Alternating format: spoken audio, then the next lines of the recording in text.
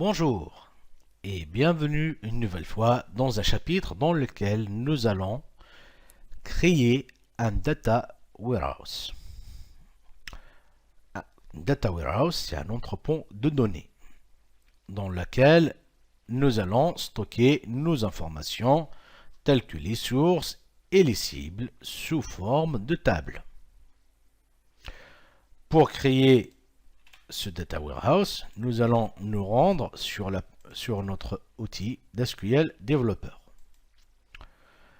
Dans SQL Developer, dans la partie Oracle, nous allons nous connecter avec l'utilisateur système, qui est un utilisateur administrateur de la base de données que nous avons créée ensemble.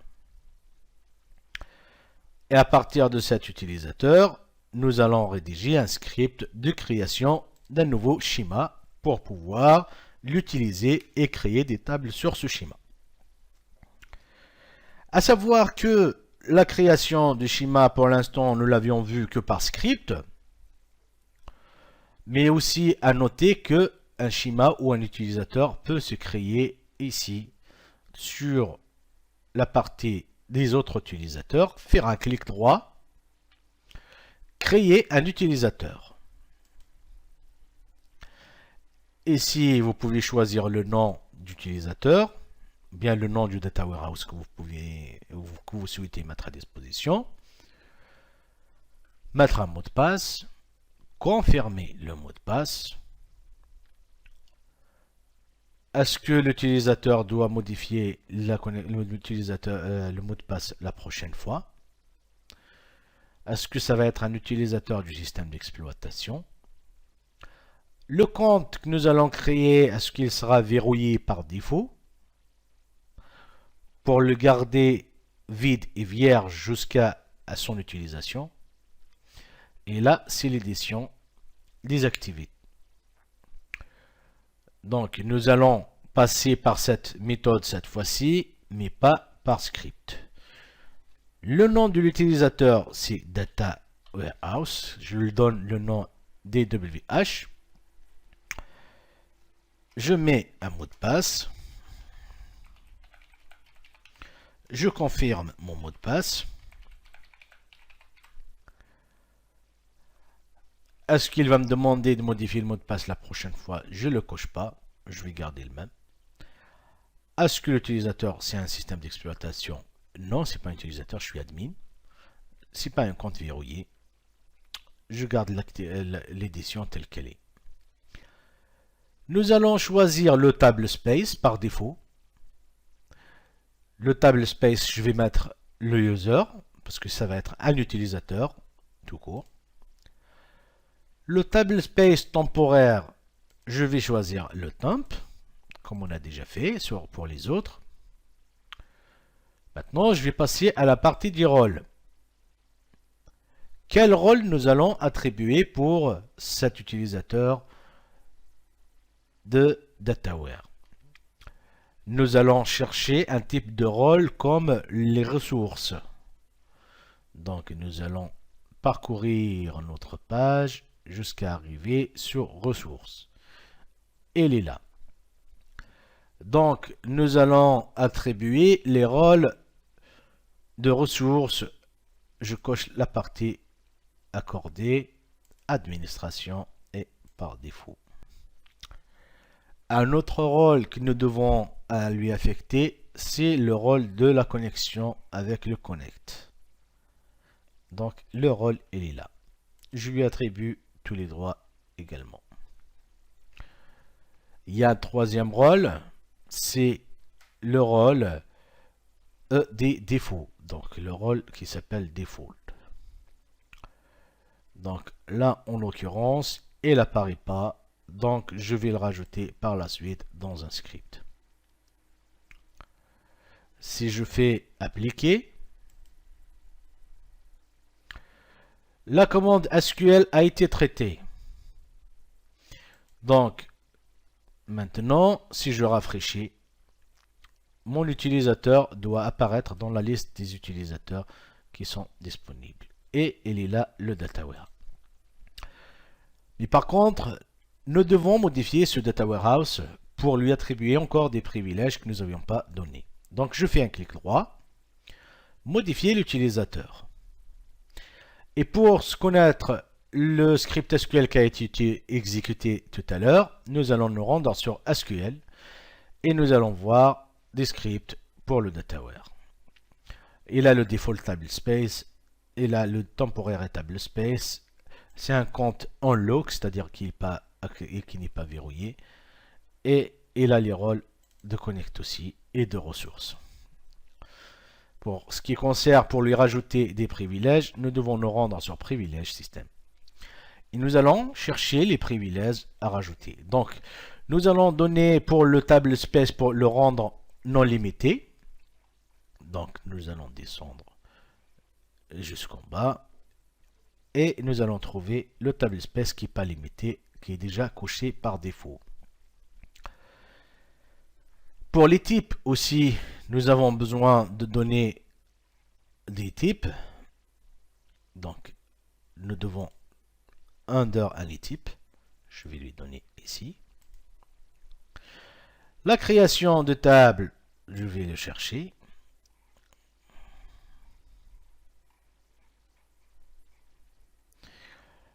Pour pouvoir créer des tables. Donc, il est là. Donc là, je coche cette partie en plein droit. La création des séquences et des sessions, elles sont là. Je lui donne ces droits. Attention, je ne veux pas donner tous les droits pour ne pas faire de n'importe quoi et pas toucher au système. C'est très important de gérer la sécurité étape par étape. Donc là aussi la création des types, la création des triggers, la création des utilisateurs non, car il n'y a que le système qui aurait le droit de les créer, la création des vues, aussi nous allons chercher les procédures. Je lui attribue la création des procédures dont nous allons avoir besoin. Les opérateurs. Nous allons chercher de quoi d'autre nous allons avoir besoin. Des clusters par exemple. Même si peut-être nous n'allons pas l'utiliser. AnyTable. Et je vais chercher aussi la drop. Qu'est-ce qu'il peut faire comme delete? Et des drops. Donc je vais chercher le drop des tables que nous allons avoir besoin. Voilà. Pas besoin de rajouter peut-être pour les autres parties. Et voilà. Donc là, a priori, nous avons donné toutes les parties qui sont liées au rôle et aux privilèges. Et nous pouvons maintenant appliquer ces modifications. Une fois que nous avons fait appliquer, là il m'affiche la commande SQL a été traitée. Ce qu'il nous reste à faire maintenant, c'est de configurer notre connexion à notre Data Warehouse.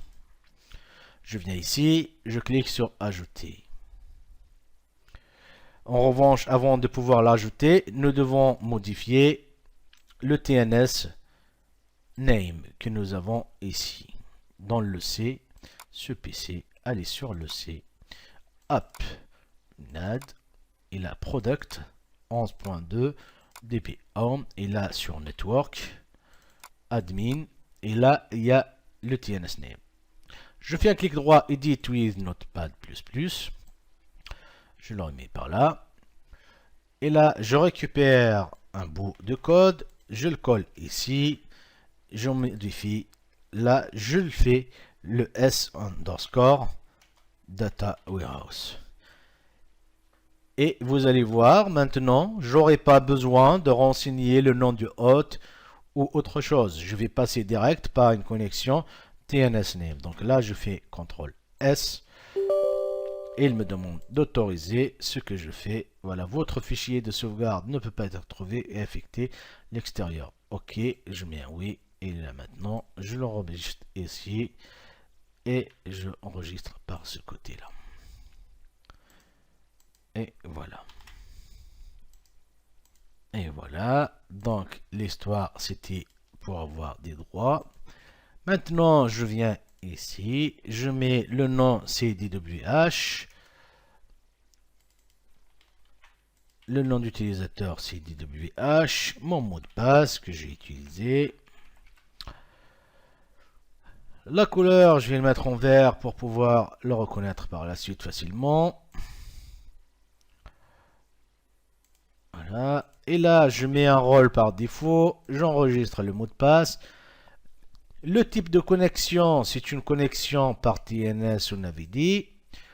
Et maintenant, nous allons choisir un alias. Vous pouvez voir ici que mon alias que j'ai appelé S_dataware, il apparaît. Je le sélectionne. Je fais un test et ma connexion, elle est en succès. J'enregistre. Je sors d'ici et vous pouvez voir mon dataware qui a été créé. Donc pour me connecter, je fais un clic droit connexion ou bien je fais un double clic dessus et il va s'afficher ici. Nous allons voir que nous avons créé un data warehouse mais qui est vide, il est tout vierge. Il n'y a aucune table de connexion et aucune vue qui a été créée. Voilà. Voilà donc, nous avons fait un petit tour pour la création de notre entrepôt de données qui est le Data Warehouse. Nous l'avions fait par le mode fenêtre, c'est pas par script, c'est pour que vous puissiez voir les différentes méthodes de création. À noter que nous pouvons passer aussi par le SQL+, que nous pouvons chercher ici avec les outils que nous avons installés par défaut. Donc, c'est une ligne de commande. Et ici, si je souhaite me connecter avec le user administrateur qui est système, je peux aussi créer un schéma. Si la prochaine fois nous aurions besoin de créer un autre schéma, nous allons le faire avec cette méthode pour que vous puissiez connaître encore une troisième méthode qui sera utile dans le travail. Je vous dis merci pour le suivi et je vous donne rendez-vous au prochain chapitre pour la création de nos tables sources et tables cibles. Au revoir.